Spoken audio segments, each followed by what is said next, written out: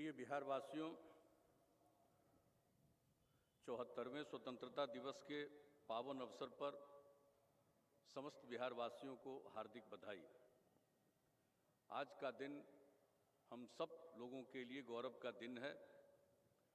राष्ट्रभक्तों के साहस, त्याग एवं बलिदान के फलस्वरूप 15 अगस्त 1947 को हमारा देश आज़ाद हुआ।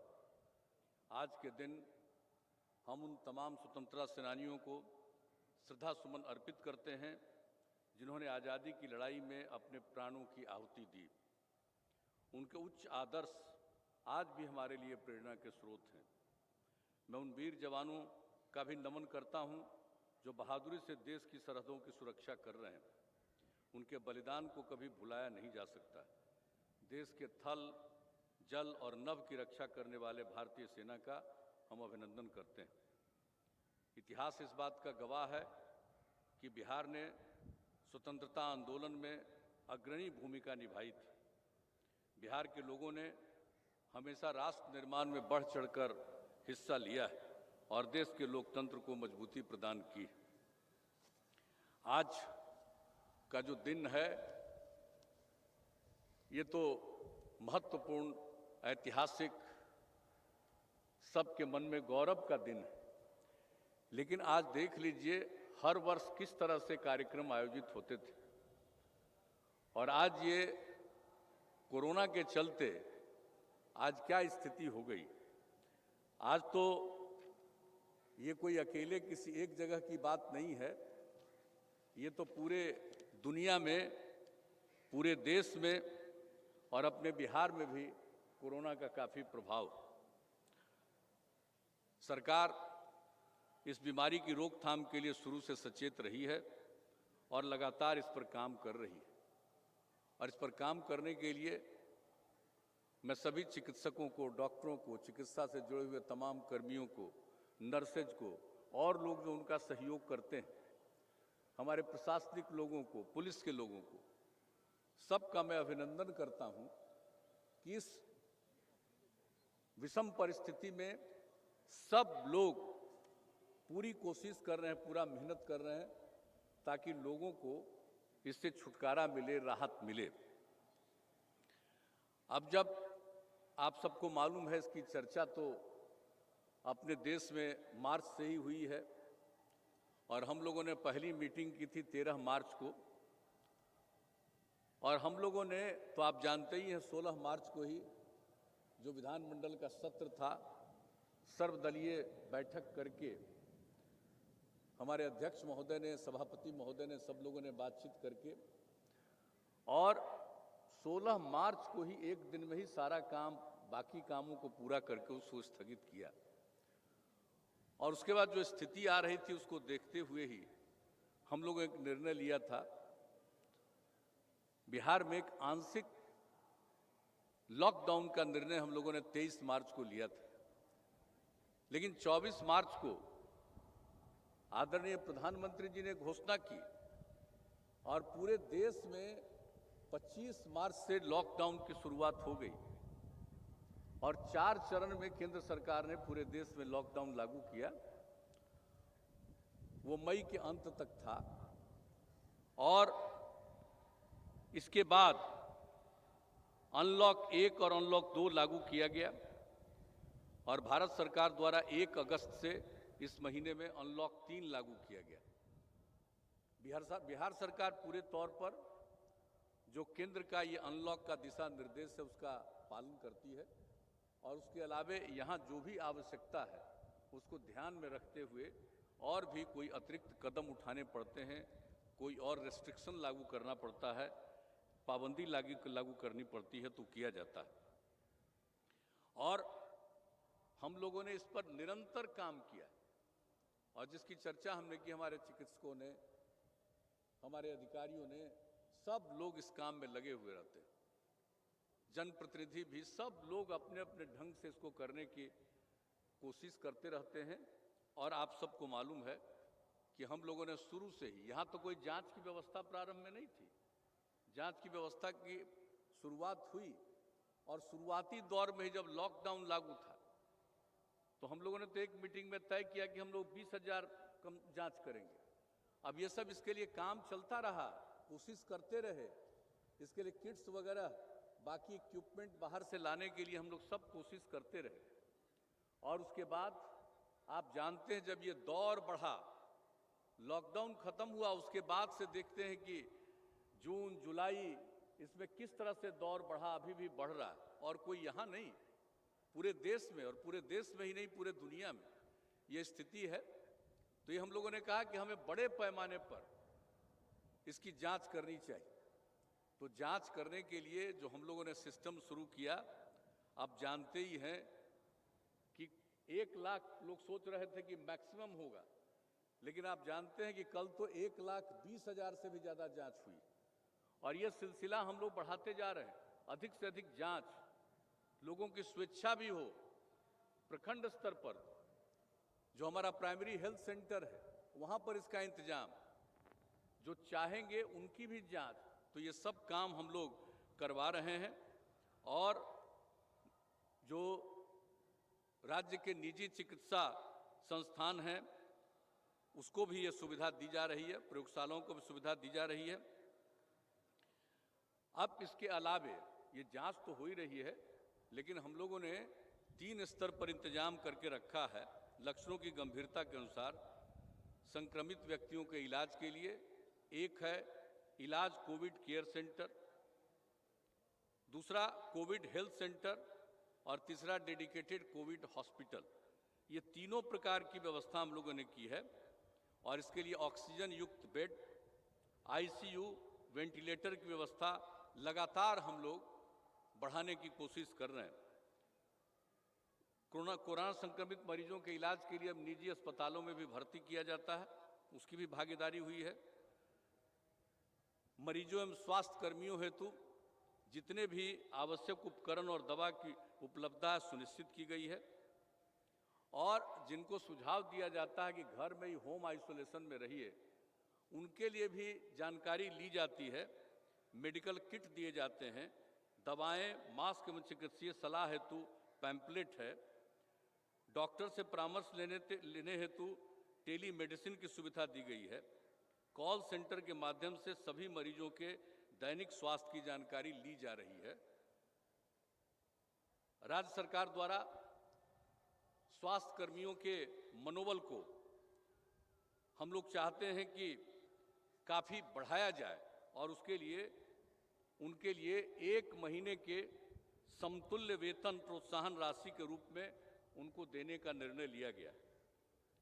कर्तव्य के दौरान अगर किसी कोरोना संक्रमण के कारण मृत्यु हो जाती है, तो उस स्थिति में उनके आश्रित को अनुकंपा के आधार पर नियुक्ति तो होगी ही नौकरी, और संबंधित कर्मी के रिटायरमेंट तिथि तक वेतन के बराबर, जो उनको मासिक वेतन मिलता है, वेतन के बराबर पेंशन देने का प्रावधान किया गया।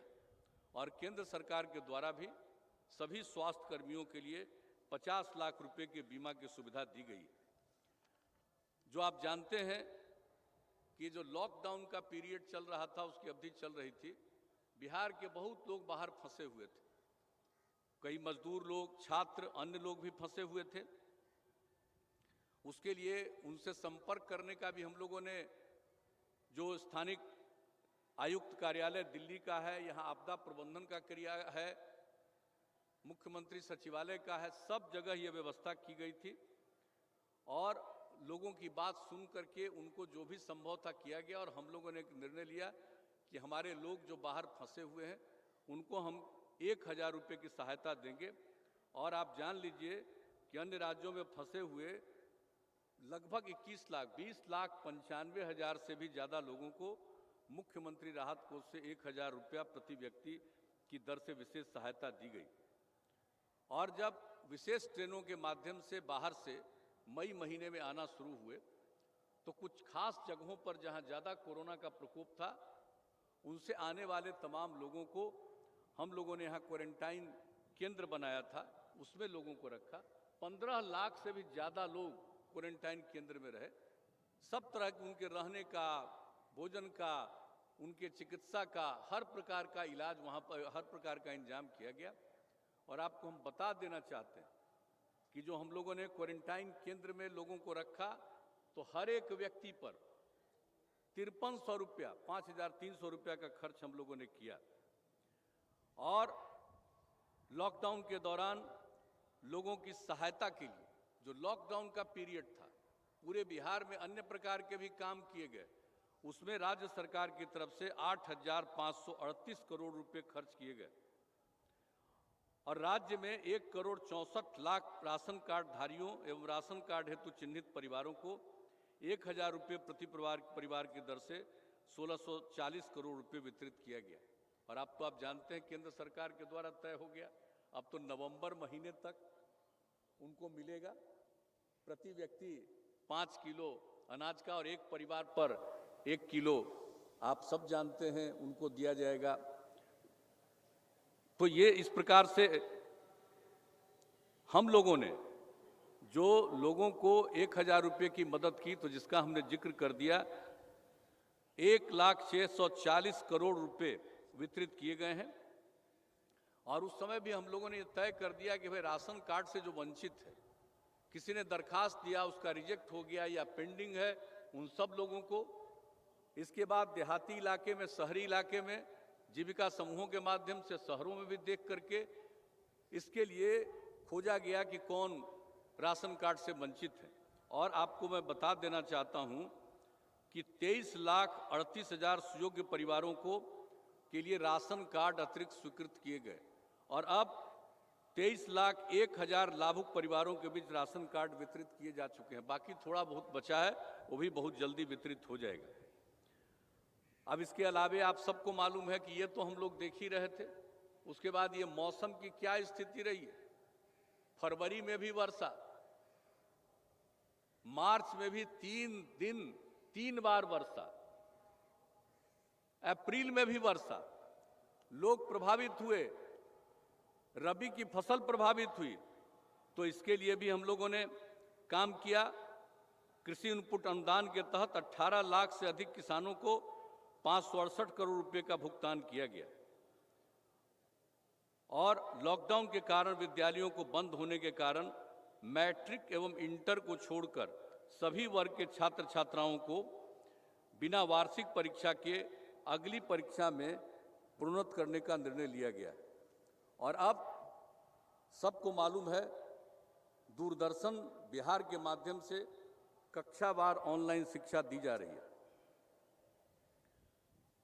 अन्य राज्यों से जो हमारे लोग लौटे हैं, बाहर काम करते थे, मजदूरी करते थे, उनके लिए रोजगार सृजन के लिए भी हम लोगों ने प्रयास किया है। वापस आए मजदूरों की स्किल मैपिंग की गई तथा इच्छुक लोगों को राज्य में ही रोजगार के अवसर उपलब्ध कराने के लिए पहल की गई है। प्रत्येक जिले में उद्योगों के 5 छोटे तथा 2 बड़े क्लस्टरों का निर्माण करने हेतु कार्रवाई की जा रही है। इस हेतु हर जिले में 50-50 लाख रुपए की राशि उपलब्ध कराई गई। और राज्य में औद्योगिक विकास एवं अधिक रोजगार के अवसर पैदा करने के लिए नई संशोधित औद्योगिक प्रोत्साहन नीति 2020 में लागू की है अगले 5 साल के लिए। अब ये सब तो काम किया जा रहा है और अभी भी जो स्थिति हम लोग कर रहे हैं, लेकिन एक ही बात सब लोगों से हम लोग अनुरोध करते हैं कि भाई लोगों में भय नहीं, सजगता होनी चाहिए, लोगों को सचेत होना चाहिए। और उसके लिए जो खतरा बढ़ रहा है तो उससे बचने के लिए कुछ चीज़ों पर अमल करना चाहिए। इसके लिए बार बार कहा जाता है, लोगों को मास्क का प्रयोग करना चाहिए। बाहर निकल रहे हैं, कुछ भी कर रहे हैं, मास्क का जरूर प्रयोग करिए। मास्क उपलब्ध कराने के लिए हम लोग कोशिश कर रहे हैं। फिर एक दूसरे के साथ सोशल डिस्टेंसिंग यानी 2 गज की दूरी बना करके रखना चाहिए। हाथ को साफ करना चाहिए, साबुन से हाथ धोना बहुत जरूरी है। और एक जो बहुत महत्वपूर्ण बात है, 65 साल से अधिक उम्र के व्यक्तियों को, गर्भवती महिलाओं को, जो अन्य बीमारियों से पीड़ित हैं, पुरुष हो या स्त्री, या 10 वर्ष तक के उम्र के बच्चे और बच्चियों को घर से बाहर नहीं निकलना चाहिए। अगर इलाज कराना हो, चिकित्सा की कोई बात हो, तो भले ही घर के बाहर जाएं, वरना उनको घर के अंदर रहना चाहिए, क्योंकि इन लोगों पर खतरा सबसे ज्यादा होता है। तो ऐसी स्थिति में इस बात का पूरे तौर पर सावधानी बरतनी चाहिए और कोरोना से बचाव हेतु सरकार ये प्रयास कर रही है सभी लोगों को सजग और सचेत करने के लिए कोरोना से ही मुक्ति पाई जा सकती है। अब ये तो कोरोना के लिए तो जो भी संभव है किया ही जा रहा है, किया जाएगा और किसी को मालूम नहीं है। बहुत लोग तो बहुत तरह की बात बोलते हैं, भाई किसको क्या पता है? किसी को अभी तक मालूम है ऐसी कभी कोई बीमारी का फैलाव हुआ दुनिया में? पूरे दुनिया में कोई नहीं जानता था। हम लोगों को क्या लग रहा था शुरू में? हम लोगों को शुरू में लग रहा था कि चलिए मार्च के अंत में ये ठीक हो जाएगा, 35 डिग्री का टेम्परेचर आ जाएगा, खत्म हो जाएगा। क्या हुआ? कुछ हुआ? और टेम्परेचर भी ज्यादा नहीं। आप यहां पटना का सोच लीजिए, एक आध दिन 40 डिग्री टेम्परेचर हुआ, गया वगैरह में उससे भी ज्यादा थोड़ा हुआ, लेकिन कब हुआ? जितना गर्मी के दिन में भी पूरी गर्मी नहीं पड़ी। और तो देख ही रहे हैं कि रबी के फसल की बर्बादी हुई उस समय से लेकर के, और आजकल क्या स्थिति हुई है। जो स्थिति हुई है सबको पता है उस समय के बारे में, और जो यहां हम सब लोगों को मालूम है कि ये शुरू से हम लोगों को बताया गया था कि 15 जून से मानसून शुरू होता है। देख नहीं रहे थे, इस बार तो 15 जून के पहले ही से मानसून शुरू हो गया। और नेपाल में कितनी वर्षा, यहां भी कितनी वर्षा, उत्तर बिहार के 16 जिले प्रभावित हो गए।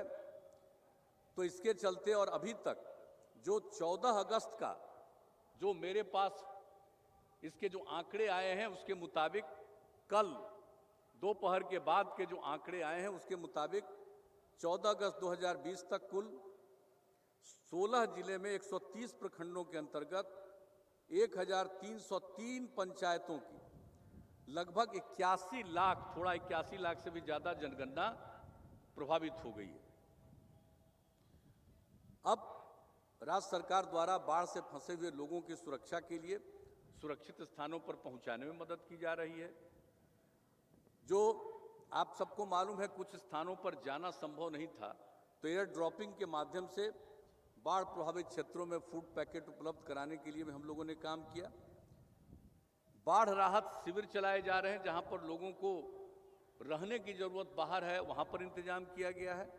और इसके अलावे सामुदायिक रसोई केंद्र, किसी दिन तो 10 लाख के भी करीब गए, अब लगभग 9 लाख लोग सामुदायिक रसोई केंद्र में भोजन कर रहे हैं, वो प्रबंध है। और आप जान लीजिए, हम तो जाकर के देखा है 1-2 जगह, और हमने शुरू से ही कहा कि चाहे राहत केंद्र हो, यानी जिसमें लोगों को हम रखते हैं और उसके साथ साथ भोजन देते हैं, और सामुदायिक केंद्र है, रसोई केंद्र, जिसमें लोगों के लिए भोजन का इंतजाम करते हैं। इन दोनों जगहों पर ये कोरोना का जांच जरूर कराइए, और कराया गया।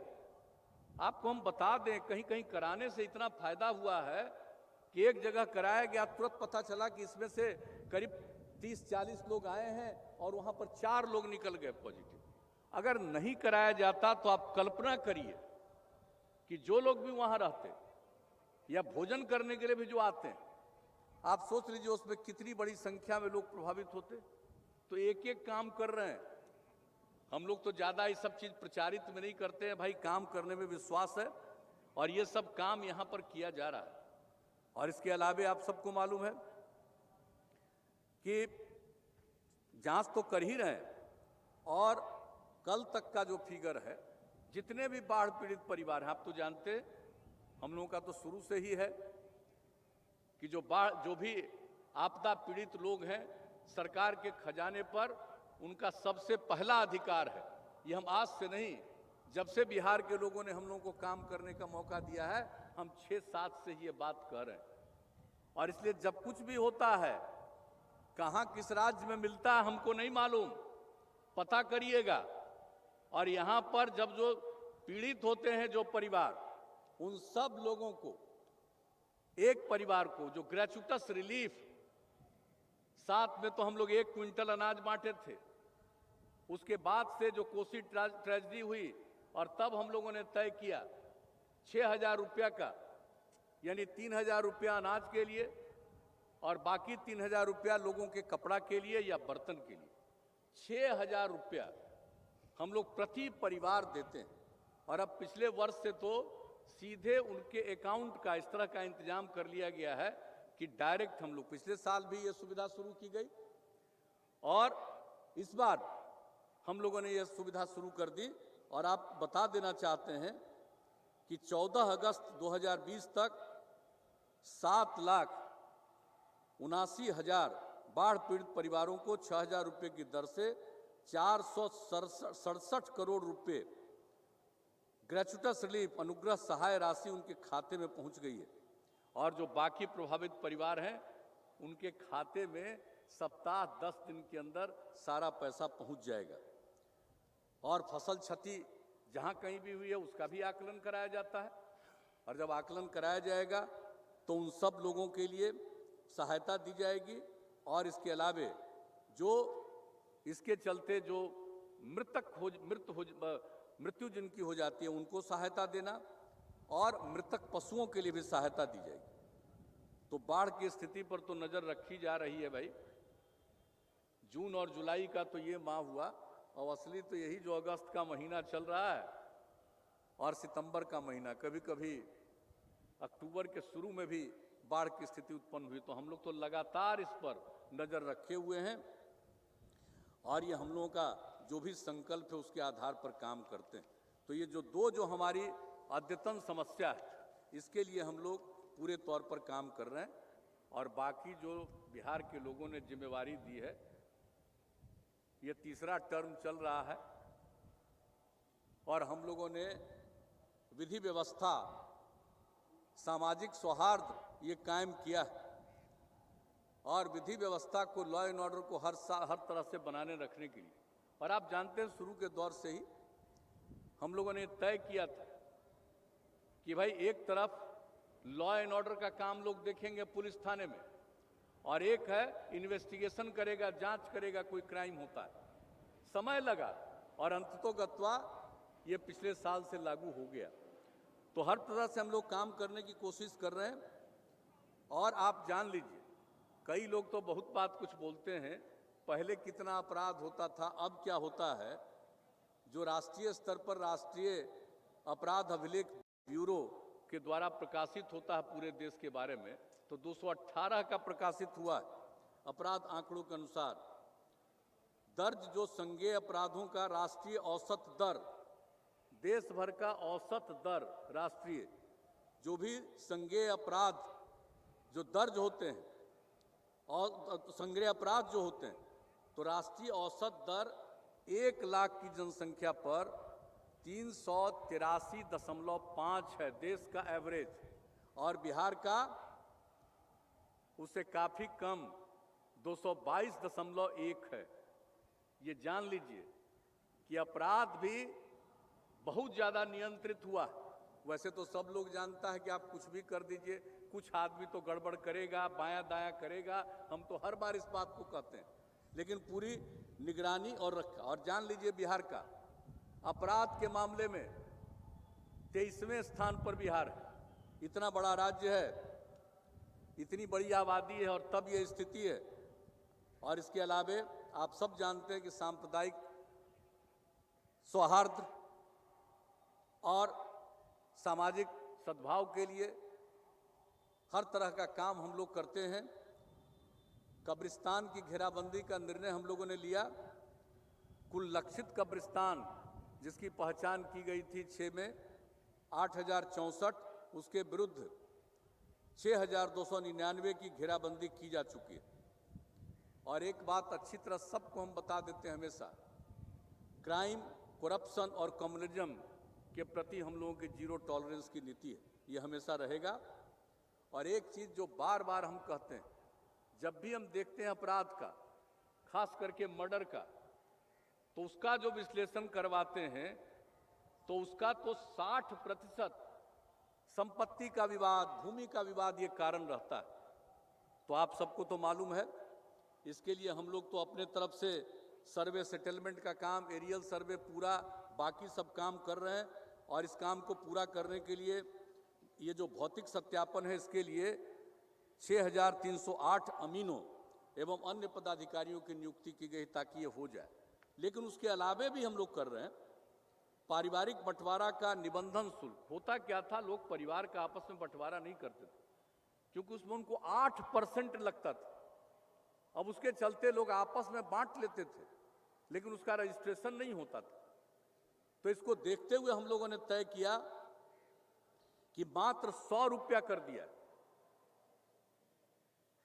सांकेतिक रूप से 100 रुपया, और उसके चलते उनका बंटवारा होगा। ये बंटवारा हो जाने से, और शुरू हो गया, बढ़ गया, ये हो जाने से झगड़ा घटेगा, नहीं तो झगड़ा और विवाद बहुत बढ़ता है। तो ये सब काम भी हम लोग कर रहे हैं। दाखिल खारिज अद्यतन करने का अभियान चलाया जा रहा है। दाखिल खारिज भी न जाने कितने दिनों से पेंडिंग रहता है। इसको तो हम लोगों ने लोक सेवा कानून में भी डाला था, सब कुछ किया था। अब उसके लिए पूरे जोर से करके हम लोगों ने इसको पूरे तौर पर करने की कोशिश की है।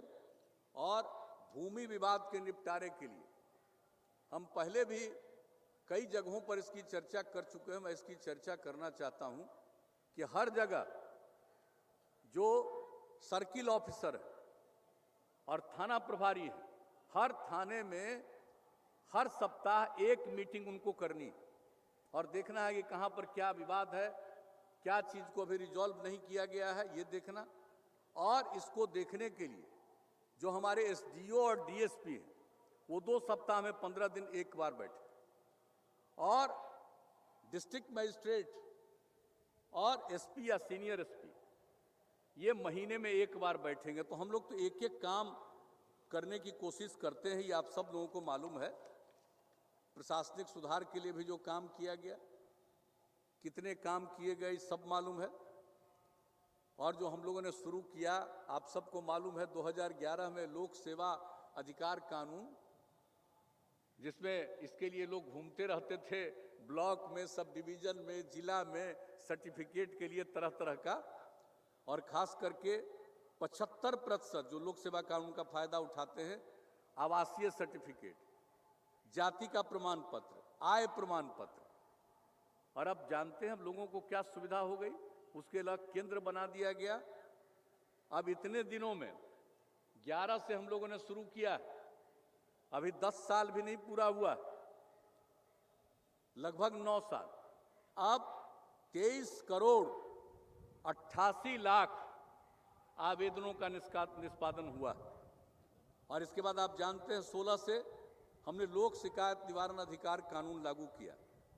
इसमें लोगों ने शिकायतों का निपटारा जो करवाया है, एकदम तेजी से होता है, समय सीमा निर्धारित है, और 7,03,000 से अधिक आवेदनों का निष्पादन हुआ। और हाल ही में राशन कार्ड से संबंधित शिकायतों को भी इसके दायरे में भी कानून में संशोधन, राशन कार्ड वाला लोक सेवा अधिकार कानून में था, वो तो रहेगा ही बनाने के लिए। लेकिन अगर कोई असंतुष्ट है कि भाई वहां से भी हमको जस्टिस नहीं मिला, न्याय नहीं मिला, तो लोक सेवा के अलावे वो लोक शिकायत निवारण कानून में, इसके पहले जो लोक सेवा में था उसको लोक शिकायत में नहीं डाला गया था। हम लोगों ने एक्ट में अमेंडमेंट करके अब जो भी राशन कार्ड से संबंधित कोई मसला होगा तो वो इस मामले को लोक शिकायत निवारण कानून के अंतर्गत भी इसका फायदा उठाएंगे। उसमें कानून में संशोधन करके इसको भी डाल दिया गया। और आप जान लीजिए, नागरिकों के लिए, लोगों के लिए तो जो लोग हैं उनके लिए तो किया ही, लेकिन जो सरकारी अधिकारी या कर्मचारी वो भी तो नागरिक हैं। तो उनके लिए हम लोगों ने तय किया इसी टेन्योर में कि बिहार सरकारी सेवक शिकायत निवारण प्रणाली लागू की जाएगी। हमने पहले से कहा था, तो अंत में इन लोगों ने इसको तय कर लिया और 2019 में इसको लागू कर दिया। और आप जान लीजिए कि जो सरकारी सेवक हैं उनके 2,227 आवेदनों का निष्पादन हुआ है। अब देखिए, मार्च के बाद तो स्थिति ही दूसरी आ गई। ये सब समझ लीजिए कि उसके पहले का ही फिगर है। ये कोरोना के चलते तो बहुत सारा चीज अव्यवस्थित हो गया, सबको मालूम है। और आधारभूत संरचना के लिए हम लोगों ने काम किया। कितनी बात हम बताएं, कितना रोड बना है भाई, पहले कितना रोड था, अब कितना रोड है, हमने पहले तय किया। बिहार के किसी भी दूर दराज इलाके से चलकर राजधानी पटना पहुंचने में 6 घंटे का समय लगे, लगभग वो पूरा हो गया। तो हमने तय कर दिया कि अब 5 घंटे का लक्ष्य, उसके लिए और सड़कों का निर्माण, पुलों का निर्माण, सड़कों का चौड़ीकरण, ये सब काम चल रहा है। और इसके लिए और इसके अलावे हम लोगों ने अब तो ये भी लगा दिया कि भाई सिर्फ सड़क बनाएंगे नहीं, पुल बनाएंगे नहीं, बल्कि उसका अनुरक्षण करेंगे, मेंटेनेंस करेंगे। इसको भी लोक शिकायत निवारण कानून में भी डाल दिया और हर प्रकार से ये व्यवस्था करवा दी गई है कि अगर रोड बनेगा तो सिर्फ बनेगा नहीं, उसका निरंतर मेंटेनेंस। पहले रोड टूट जाता था, बाद में उसका एस्टीमेट बनेगा, टेंडर होगा, अब फिर से बनेगा। अब हमने कह दिया रोड बनता है, उसका हर समय मेंटेनेंस पर नजर रखना ये काम है और ये काम उसका अनुरक्षण होता रहेगा। ये सब हुआ। अब इसको तो कर ही दिया गया है।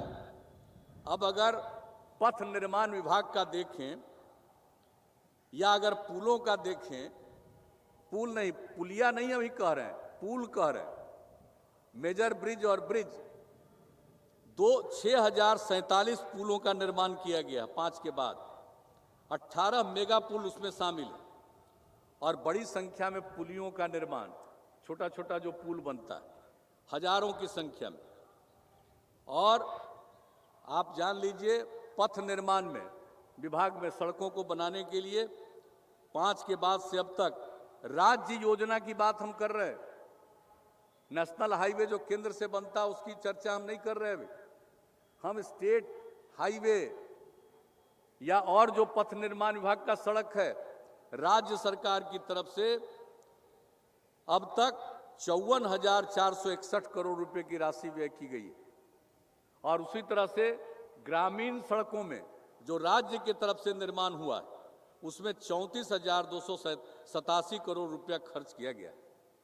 अब सोच लीजिए बिजली का, यही ना 2012 में 15 अगस्त को भाषण देने के क्रम में हमने कह दिया था कि बिजली की स्थिति में भी सुधार ला रहे हैं, और अगर बिजली की स्थिति में सुधार नहीं आया तो 2015 में हम लोगों के बीच वोट मांगने नहीं जाएंगे। और जो स्थिति किया, सुधार आया।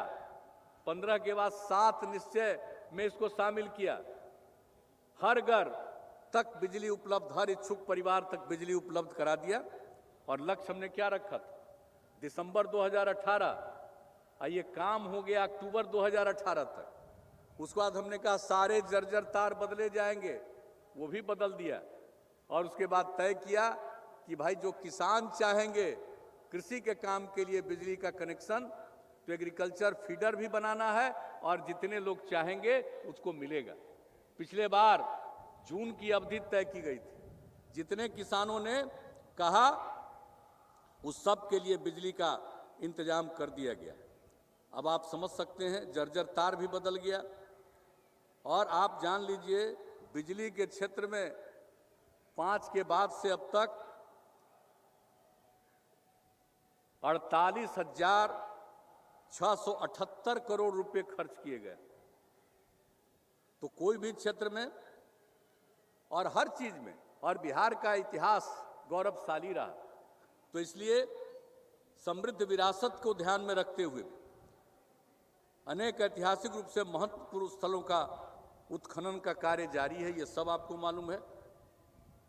और किस तरह का पटना म्यूजियम का निर्माण किया गया, कितना लोग म्यूजियम बन रहा था, तो क्या क्या स्टेटमेंट देता था जी, क्या क्या बात बोलता था। अभी जाकर के देखिए पटना म्यूजियम क्या बना। इसके बाद जो बिहार म्यूजियम, उसका नामकरण हमने किया, बिहार म्यूजियम जो बना, और जो पटना म्यूजियम पहले का है उसका भी और विस्तार करने जा रहे हैं। उसको भी स्वीकृति दे दी, अब काम शुरू होने वाला है। वो जब बन करके तैयार होगा तो देख लीजिएगा। और हम सब दिन से कहते, हमने फिर चीफ सेक्रेटरी को कहा है कि भाई मेरी इच्छा है कि बिहार म्यूजियम और पटना म्यूजियम को अंडरग्राउंड जोड़ दीजिए, लोग आएंगे जाएंगे। तो एक एक चीज है, एक एक चीज के लिए काम हम लोग करते जा रहे हैं।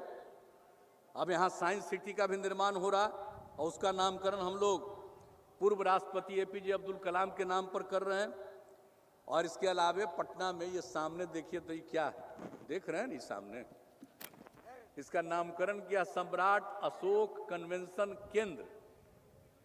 इसमें क्या बन गया आप सबको पता है, ज्ञान भवन बन गया, बापू सभागार बन गया, पीछे सभ्यता द्वार बन गया। और कितना सुंदर बना है, कोई भी आता है बाहर से, बताइए इतनी क्षमता का बापू सभागार में 5000 से भी ज्यादा की जो क्षमता है, तो एक एक काम हम लोगों ने किया। और उसके अलावे आपको मालूम है जो पुलिस मुख्यालय और आपदा प्रबंधन का मुख्यालय, उसका नाम हमने दिया सरदार पटेल भवन, उसका निर्माण हुआ है। कैसा निर्माण हुआ है? उसका निर्माण किया है कि रिक्टर स्केल 9 रिक्टर स्केल पर भी अगर भूकंप आएगा तो वो नहीं टूटेगा। इसलिए आपदा प्रबंधन का वहां काम, ताकि कुछ भी हो जाए तो उसके बाद लोगों को निश्चित रूप से राहत देने में वहां से काम कर सकेंगे। और वैशाली में बुद्ध सम्यक दर्शन संग्रहालय एवं स्मृति स्तूप का निर्माण कार्य जारी है। बोधगया में महाबोधि सांस्कृतिक केंद्र बोधगया का निर्माण जारी है। तो ये सब काम तो कर रहे हैं। शिक्षा के क्षेत्र में, स्वास्थ्य के क्षेत्र में, अरे पहले क्या थी भाई, लड़की कितनी पढ़ पाती थी, नहीं पढ़ पाती थी। हम लोगों ने जो व्यवस्था किया, शुरू किया लड़कियों के लिए, और अब आप जानते हैं 19 में क्या हुआ, जो परीक्षा हुआ मैट्रिक का, अब पहले तो लड़का 2/3 और लड़की 1/3, और अब लड़की की संख्या लड़कों से भी बढ़ गई। तो ये परिवर्तन आया। हम कितनी बात बतावे, हम देख रहे हैं कुछ लोगों को दिक्कत हो रही है गर्मी के चलते, तो ज़्यादा देर बोलेंगे तो कष्ट होगा। उधर भी हम देख रहे हैं, इधर भी हम देख रहे हैं। इसलिए इसके क्षेत्र में और हर पंचायत में उच्च माध्यमिक विद्यालय, एक बात हमेशा हम कहेंगे, आप जान लीजिए बिहार का प्रजनन दर तो बहुत ज्यादा है, आबादी का घनत्व तो कितना ज्यादा है। अगर 2011 के आंकड़ों के हिसाब से आप देख लीजिए तो देश का 380 के करीब है, लेकिन बिहार में 1100 से भी ज्यादा है, 1 स्क्वायर किलोमीटर में लोगों की आबादी। इतना आबादी का घनत्व है। प्रजनन दर हमारा ज्यादा था। जब यहां काम का मौका मिला 4.3 था, घट करके 3.2 हुआ है।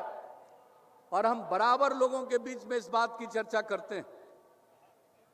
जब हम लोगों ने आकलन किया, देखा कि अगर पति पत्नी में पत्नी मैट्रिक पास है तो पूरे देश का औसत प्रजनन दर 2 है, और बिहार में भी पति पत्नी में अगर पत्नी मैट्रिक पास है तो प्रजनन दर 2, और अगर +2 तक, इंटर तक पढ़ी हुई है, इंटरमीडिएट तक, देश भर में पति पत्नी में पत्नी इंटर पास है तो प्रजनन दर 1.7, और बिहार में भी ऐसा पति पत्नी का है, और पत्नी अगर +2 पास है तो प्रजनन दर बिहार का थोड़ा और कम 1.6।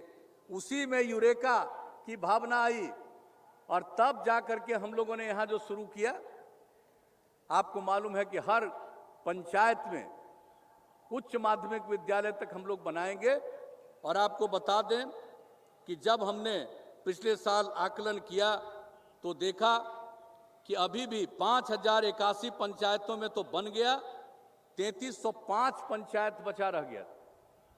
तो पिछली बार ही मजबूती से हम लोगों ने निर्णय लिया और काम शुरू, और इस बार अप्रैल से ही 9वीं की पढ़ाई होनी थी, लेकिन अब ये कोरोना वायरस हो गया, इसके चलते 9वीं के पढ़ाई का काम शुरू अब जब भी शुरू हो जाएगा तब हो जाएगा।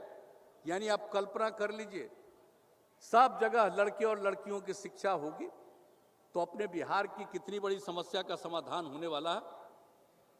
स्वास्थ्य के क्षेत्र में कई लोग कई बात करते हैं। हम लोगों को जब बिहार के लोगों ने मौका दिया 2006 में, तो प्राइमरी हेल्थ सेंटर में एक महीना में 39 लोग आता था, यानी एक दिन में एक आदमी। और अब आपको मालूम है प्राइमरी हेल्थ सेंटर में एक महीने में 10,000 लोग इलाज के लिए जाते हैं। यह स्थिति स्वास्थ्य के क्षेत्र में इतना परिवर्तन हुआ। कितने और नए मेडिकल कॉलेज बन रहे हैं। सब तरह की सुविधा हम लोगों ने शुरू कराया है। इसलिए अब और किस तरह से पोलियो का उन्मूलन किया। पल्स पोलियो जो अभियान चला, आपको मालूम है 10 के बाद एक भी मामला दर्ज नहीं हुआ। तो हर तरह से, और जो टीकाकरण का काम नहीं होता था, मालूम है नियमित टीकाकरण मात्र 18% था। जो इच्छा आता है लोग बोलने लगेंगे, लेकिन आप जान लीजिए नियमित टीकाकरण भी क्या बुरा हाल था। और हम लोगों ने उसको बढ़ाया, और हमने तो तय कर दिया है कि टॉप 5 राज्यों में से एक हमारा बिहार रहेगा। हमको इतना टीकाकरण बढ़ाना, और बढ़ते बढ़ते आप जान लीजिए अब टीकाकरण 86% हो चुका।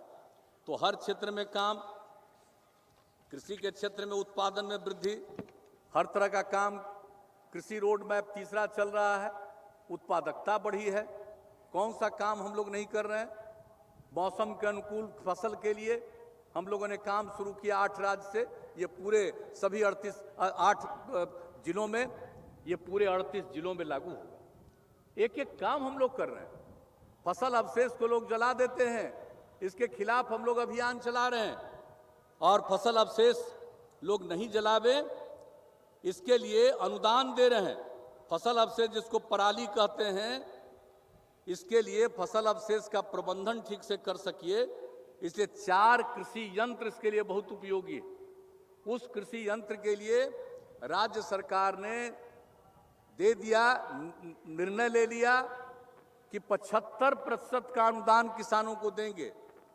और अगर अनुसूचित जाति, जनजाति और अति पिछड़े वर्ग के कृषक हैं तो उनको 80% का अनुदान देंगे। और आप जान लीजिए बुआई के लिए, और जो कंबाइन हार्वेस्टर का काम चलता, उसी के चलते ये जो पराली वाला समस्या शुरू हुआ, फसल अवशेष को जलाना शुरू किया, ये अपने भी कई जिलों में शुरू हो गया।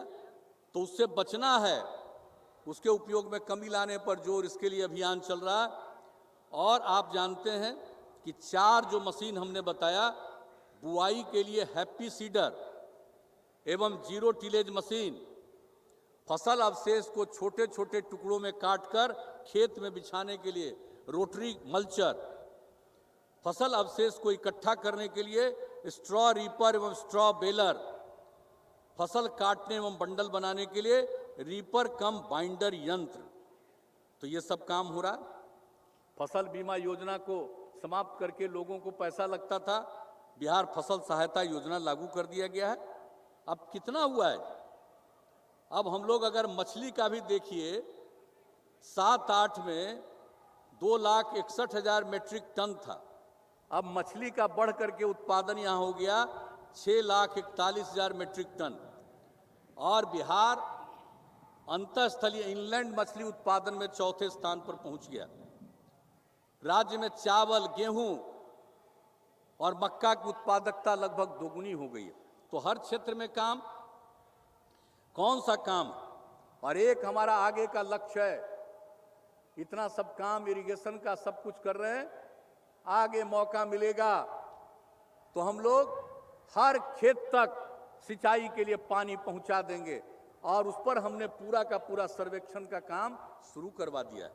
तो एक एक काम हम लोग करते रहते हैं।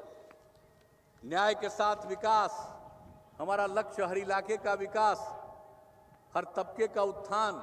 जो किनारे पड़े हुए हैं, हाशिए पर हैं, उनको मुख्य धारा से जोड़ने के लिए काम। और इसी के लिए क्या किया गया, महिलाओं के उत्थान के लिए काम, अनुसूचित जाति अनुसूचित जनजाति के उत्थान के लिए काम, अति पिछड़े वर्ग के उत्थान के लिए काम, अल्पसंख्यक समुदाय के उत्थान के लिए काम। और इतना ज़्यादा काम हुआ है। बताइए, महिलाओं के लिए प्राथमिक शिक्षक नियोजन में 50% आरक्षण। और आप सबको मालूम है पंचायती राज संस्थाओं में और नगर निकायों में 50% आरक्षण। बिहार पहला राज्य है। पुलिस महिलाओं में 35% आरक्षण।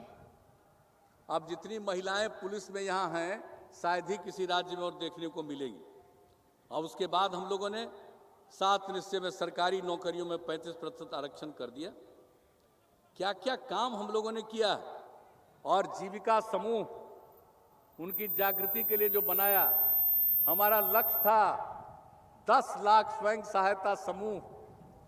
मुझे खुशी हुई है अब 10 लाख से भी थोड़ा ज्यादा बढ़ गए और ये संख्या और बढ़ेगी। स्वयं सहायता समूह जिसका नामकरण हम लोगों ने जीविका कहा। हम लोगों ने अपनी योजना बनाई और जीविका के माध्यम से कितना अवेयरनेस और जागृति महिलाओं में आई है। और इसके बाद प्रजनन दर वाली बात तो बता दिए। लोगों को खुशी नहीं होती है कि बेटी हुआ। अरे भाई, बेटी के बिना कुछ होने वाला है? ये धरती चलने वाली है। बेटी जरूरी है। और तो बेटी के लिए लोगों को खुशी हो, हम लोगों ने जो नई स्कीम बनाई, आप सबको मालूम है, जन्म से लेकर के और ग्रेजुएशन तक पढ़ ले महिलाएं 54,100 रुपये के प्रोत्साहन राशि। कन्या जन्म ले 2,000 रुपया, आधार से पंजीयन कर ले 1,000 रुपया, 2 महीने के अंदर संपूर्ण टीकाकरण कर ले 2,000 रुपया। पोशाक योजना जो हम लोगों ने शुरू किया, बढ़ा दिया। पहला दूसरा के लिए 400 से बढ़ा के 600, तीसरा 5वां क्लास तक के लिए 500 से बढ़ा के 700, छठा 8 के लिए पोशाक की राशि 700 रुपये से बढ़ाकर 1,000 रुपया और 9वें 12वें के लिए पोशाक की राशि 1,000 रुपये से बढ़ा के 1,500 रुपया। सैनिटरी नैपकिन हम लोगों ने शुरू किया था, 150 रुपये का प्रावधान, अब उसका कर दिया 300 रुपये का प्रावधान। और कोई भी लड़की इंटर पास करती है अविवाहित 10,000 रुपया, और अगर ग्रेजुएट हो जाएगी, अब वो विवाहित भी रहे अविवाहित रहे, दोनों से 25,000 रुपया। तो किस तरह से महिलाओं के उत्थान के लिए काम हो रहा। वही तबकों से हर प्रकार से अनुसूचित जाति, जनजाति, पिछड़ा वर्ग, अल्पसंख्यक समुदाय, सब के लिए जो हम लोगों ने पहल की है, आप सबको मालूम है, हर के उत्थान के लिए काम किया। अभी जो शुरू किया मुख्यमंत्री ग्राम परिवहन योजना, हर एक पंचायत में 5 वाहन में 50% मदद कर रहे हैं 1 लाख रुपए तक, और उसमें 3 अनुसूचित जाति जनजाति को और 2 अति पिछड़े वर्ग को।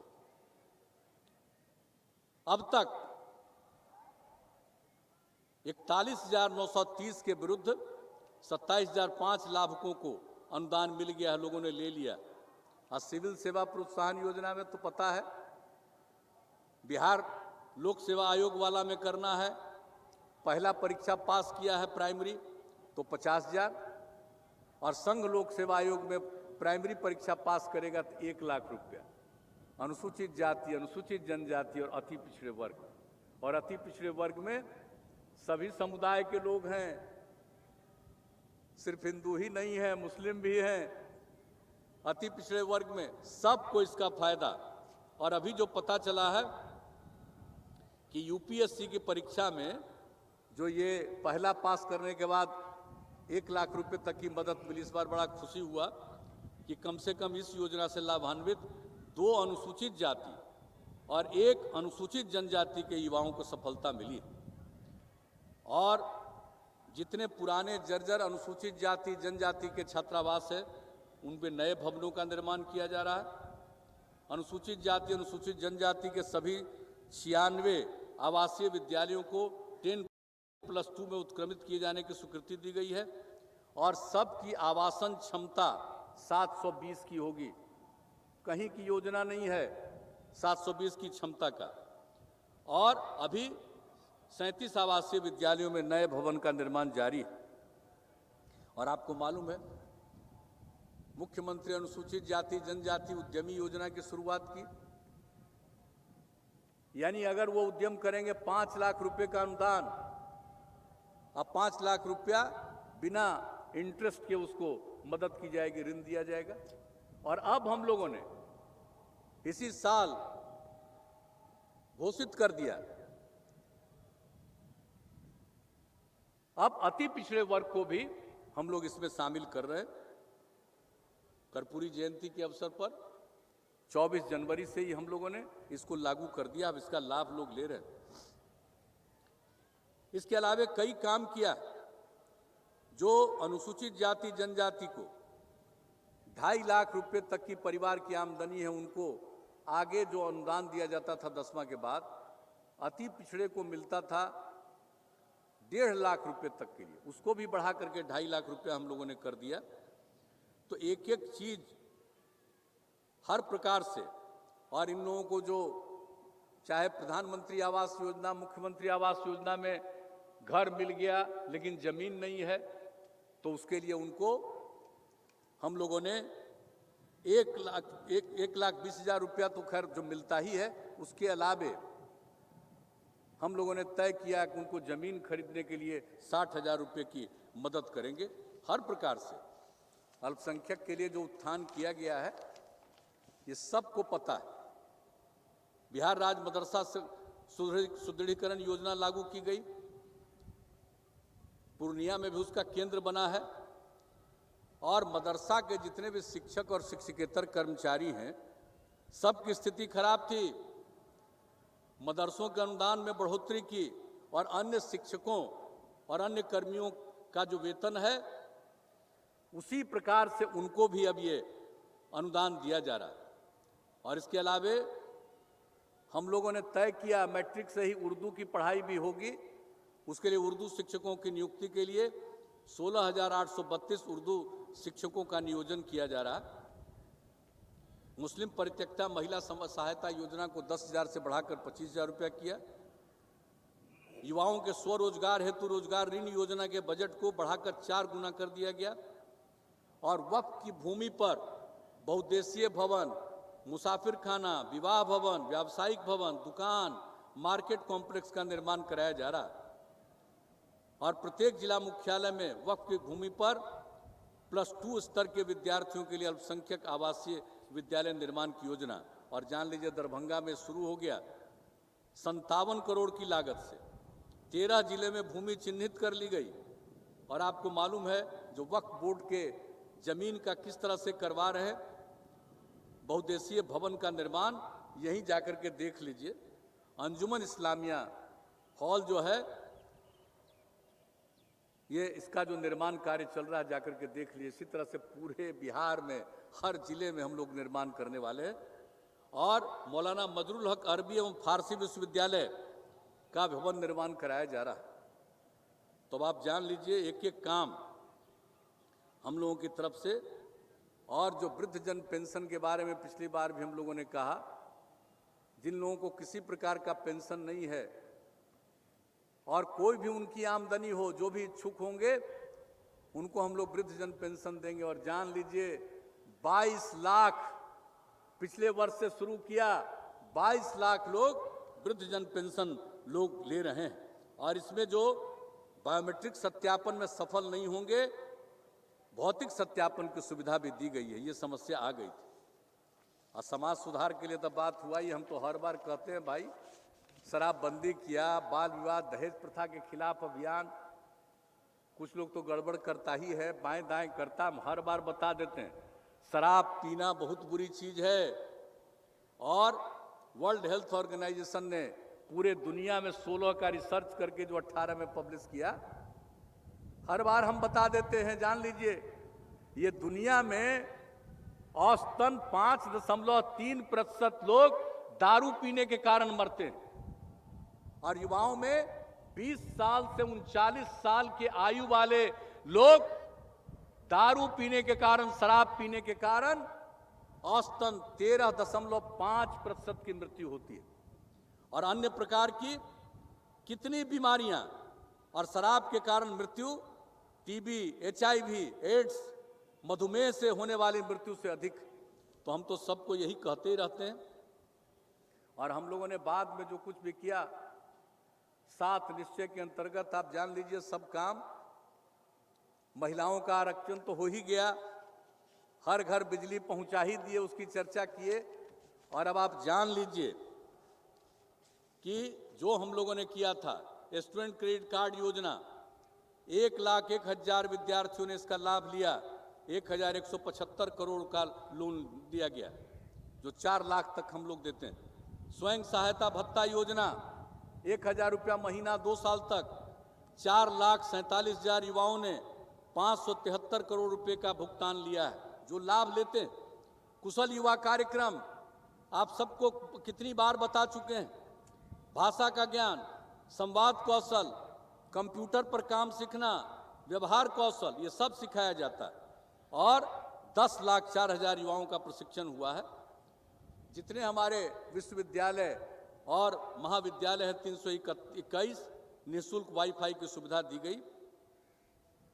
और आप मालूम है कितने संस्थानों के आप कोई जिला बचा है जहां इंजीनियरिंग कॉलेज चालू नहीं हो गया। पॉलिटेक्निक संस्थान, आपको महिला ITI, पैरामेडिकल 33 और 5 फार्मेसी संस्थान की स्थापना की जा रही है। हर जिला में GNM संस्थान और हर अनुमंडल में ANM संस्थान और ITI की स्थापना की जा रही है। और इस पर बहुत का निर्माण हो गया, जमीन हो गया, निर्माण कार्य जारी है। तो हम लोग किसी चीज को नहीं, अनेक मेडिकल कॉलेज का निर्माण हर तरह से हुआ। और हर घर नल का जल बता देते हैं आपको, ये जो आ गया मार्च से लेकर के अब तक, जो 20 अप्रैल से फिर काम शुरू हुआ, आप जान लीजिए हर घर के नल के जल की स्थिति शहरी एवं ग्रामीण क्षेत्रों में मिला करके 1,18,031 वार्ड है। उसमें से 82,182 वार्डों में कार्य पूर्ण तथा शेष कार्य तेजी से जारी है। सभी घरों में नल का जल इस वर्ष के अक्टूबर माह तक पूरा हो जाने का लक्ष्य है, पूरी संभावना है। हर घर तक पक्की गली और नाली के तहत शहरी और ग्रामीण क्षेत्रों में 1,18,031 वार्डों में से 1,13,056 वार्डों में काम पूर्ण, शेष काम तेजी पर है। यह भी अक्टूबर माह तक हो जाने की संभावना है। टोला संपर्क योजना, जो टोला छूट गया था, वो भी लगभग पूरा हो गया, थोड़ा सा बचा है जो अंतिम चरण में। शौचालय का निर्माण, घर का सम्मान, ये देश भर की योजना हम लोगों के यहाँ भी। अब ये जान लीजिए, इस बार बापू जयंती के अवसर 2 अक्टूबर तक ये काम निश्चित रूप से पूरा हो जाएगा। और हम लोगों ने जो जल जीवन हरियाली अभियान चलाया, अब आप सोच लीजिए कितना पर्यावरण के प्रति जागृति आई है। 5,16 लाख से ज्यादा लोग 19 जनवरी को मानव श्रृंखला में शामिल हुए। 18,000 किलोमीटर से भी ज्यादा। पिछली बार हमने बताया था कि हम लोग करेंगे, आज कितना अच्छा हुआ। और कई काम हम लोग 24,524 करोड़ रुपए की लागत से 11 पॉइंट है, इसमें 11 योजनाएं हैं जो मिशन मोड में लागू किया जा रहा है, जिसमें 10 काम का है और 1 अभियान का है। तो ये सब काम किया जा रहा है। और किस तरह से काम हुआ है हरित आवरण के लिए, हम लोग जल जीवन हरियाली बोलते हैं, यानी जल है, हरियाली है, तभी बीच में जीवन सुरक्षित है। और जो काम किया इस बार का हम लोगों का लक्ष्य था, 9 अगस्त को बिहार पृथ्वी दिवस के अवसर पर 2,51,00,000 पौधे लगाएंगे। ये जो कोरोना आ गया, पहले से शुरू कर दिया गया 5 जून से, और 9 तारीख तक, 9 अगस्त तक 2,51,00,000 की जगह पर 3,47,00,000 पौधे लगे हैं। अब कितनी जागृति आई है, मैं सबको बधाई देता हूं। और एक बात जान लीजिए, जो हम लोग तालाब, पोखर, आइन, आहर, पइन के लिए सब किए हैं, अभी लघु जल संसाधन विभाग की तरफ से उद्घाटन हो गया। 1753 योजनाएं का उद्घाटन हो गया। तो एक एक चीज है। और आप जान लीजिए कि सारा काम हम लोग करने जा रहे हैं। और गया, बोध गया, राजगीर, नवादा, सबको गंगा नदी का जल जो उपलब्ध कराएंगे, उस पर काम प्रारंभ हो गया। तो एक एक काम हम लोग जल जीवन हरियाली अभियान के लिए भी किए। तो जो भी हमारा कर्तव्य है, चाहे आज की कोई समस्या हो या कोई भी समस्या आए, उसके समाधान का भी प्रयास हम लोग करते हैं।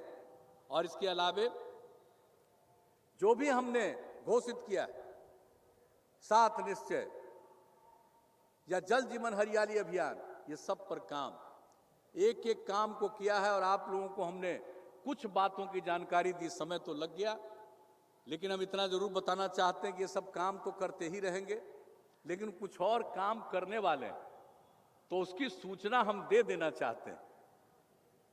राज्य के पंचायती राज संस्थान एवं नगर निकाय के शिक्षकों के सेवा शर्तों को बेहतर बनाने के लिए जितने हमारे टीचर हैं पंचायती राज संस्थान और नगर निकाय में, उनको बेहतर बनाने के लिए शीघ्र नई सेवा शर्त नियमावली लागू की जाएगी और इनके सामाजिक सुरक्षा के लिए उन्हें कर्मचारी भविष्य निधि, एम्प्लॉय प्रोविडेंट फंड, ईपीएफ का लाभ दिया जाएगा। ये हम लोगों ने तय कर दिया है और ये सब इसके लिए नियमावली बन रही है। बहुत जल्दी अब इसके बारे में सब कुछ का फॉर्मल जो औपचारिक निर्णय है वह भी कुछ ही दिनों के अंदर हो जाएगा। मैं इसकी जानकारी आपको दे देना चाहता हूं। और राज्य सरकार द्वारा सभी पंचायतों में जो हमने जिक्र किया, एक एक उच्च माध्यमिक विद्यालय की स्थापना, तो इसके लिए सबको शिक्षा की सुविधा उपलब्ध कराने के लिए 33,916 शिक्षकों का पद सृजित किया गया है, जिन पर नियुक्ति की कार्रवाई शीघ्र प्रारंभ कर दी जाएगी। आप समझ लीजिए, जो +2 स्कूल जो हम लोग हर पंचायत में खोलने का निर्णय ले लिए और कर दिया, 9वीं की पढ़ाई शुरू हो जाएगी जब भी खुलेगा। कुछ जगहों पर जो बचा हुआ था 3,300, अब सब जगह के लिए 33,916 शिक्षकों का पद सृजित किया जा रहा है। अब एक बात और जान लीजिए, बिहार भवन एवं अन्य सन्निर्माण कर्मकार कल्याण board, Bihar building and other construction workers welfare board के माध्यम से सभी निबंधित निर्माण कर्मियों को विशेष अनुदान के रूप में 2,000 रुपया दिया जाएगा। कृषि से संबंधित उद्योगों तथा कास्ट आधारित उद्योग, वुड बेस्ड इंडस्ट्री को औद्योगिक प्रोत्साहन नीति के अंतर्गत देय लाभ के अतिरिक्त कैपिटल सब्सिडी देने के लिए अलग से योजना लाई जाएगी। और जो आरा मिल से संबंधित जो समस्याएं बहुत कठिन हो गई थी, उसके बारे में हम लोग नया कानून ला रहे हैं। आरा मिल संबंधी उद्योगों को राहत देने के लिए, उनको राहत पहुंचाने के लिए नया कानून तुरंत आएगा। राज्य के उत्कृष्ट खिलाड़ियों को सरकारी नौकरी देने की हमारी नीति है। आप जान लीजिए, 29 अगस्त को राष्ट्रीय खेल दिवस के दिन खिलाड़ियों के लिए 250 से अधिक पदों की नियुक्ति हेतु विज्ञापन निकाला जाएगा।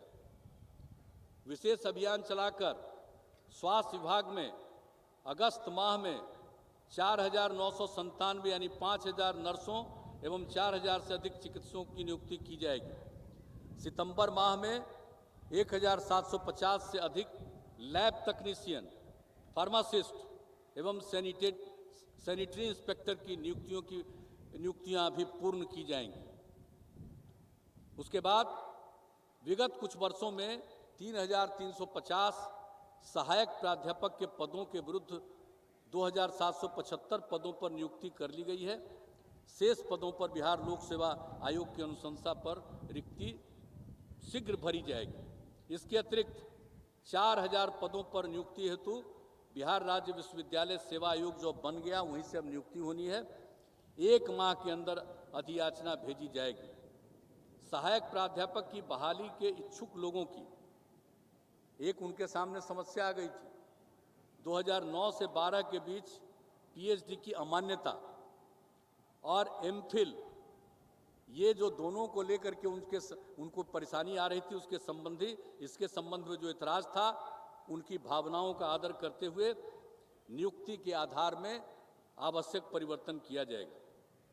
और कोविड-19 से, ये कोरोना से मुक्त हुए व्यक्तियों के रक्त प्लाज्मा, ब्लड प्लाज्मा दान करने पर, जो मुक्त हो गए हैं वो ब्लड प्लाज्मा दान करेंगे, तो दानकर्ता को धन्यवाद देते हुए राज्य सरकार की तरफ से 5,000 रुपये का पुरस्कार उनको दिया जाएगा।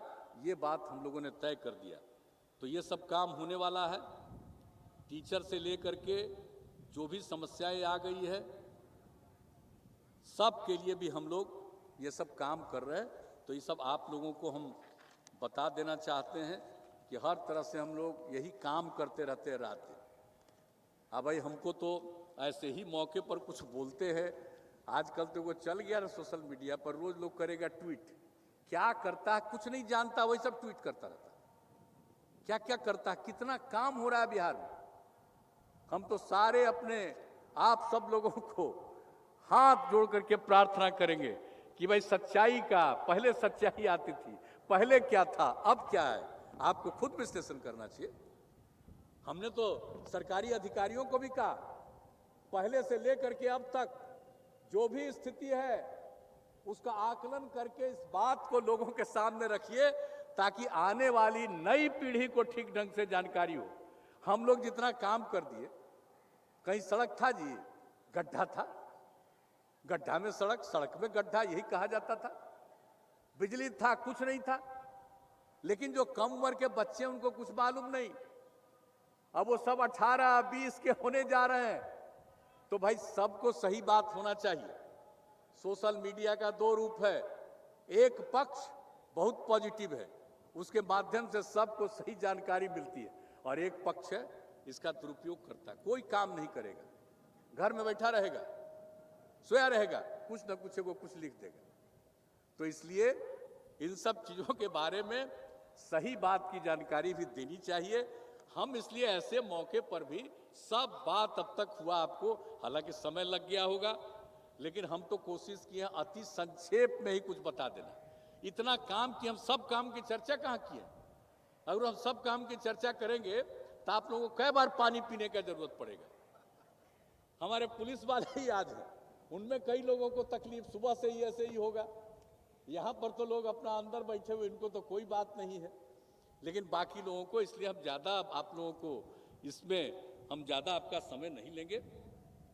हम इतना ही कहते हुए इतना ही आपको वचन देते हैं कि भाई लोगों की सेवा करना ही हमारा दिलचस्पी है, और आप जान लीजिए लोगों की सेवा करना ही हमारा धर्म है, और इसी के आधार पर हम आगे चलते हैं।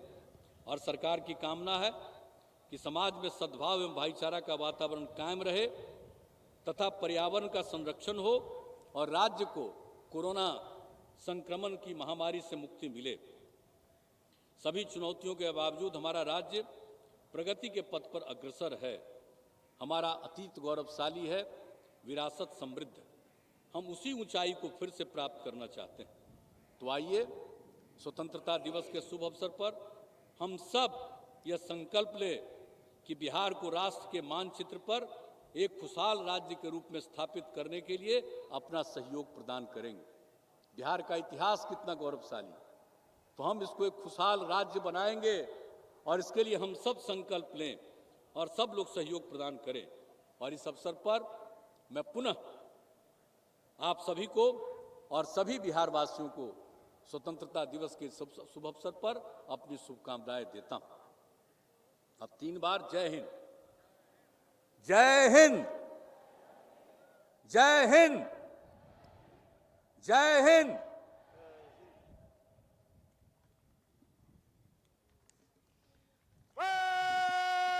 आज के मुख्य अतिथि माननीय मुख्यमंत्री बिहार का जनता को संबोधन समाप्त हुआ।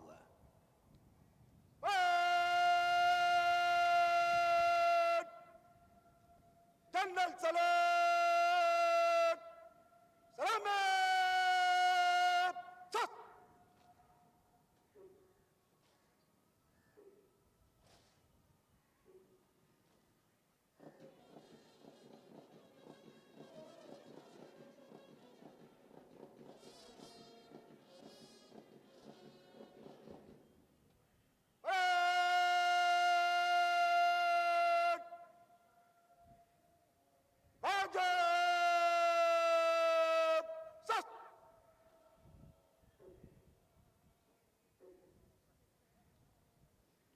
अब परेड कमांडर आज के समारोह के मुख्य अतिथि से परेड विसर्जन की अनुमति प्राप्त करने के लिए सधे और चुस्त कदमों की चाल से सलामी मंच की ओर बढ़े चले आ रहे हैं।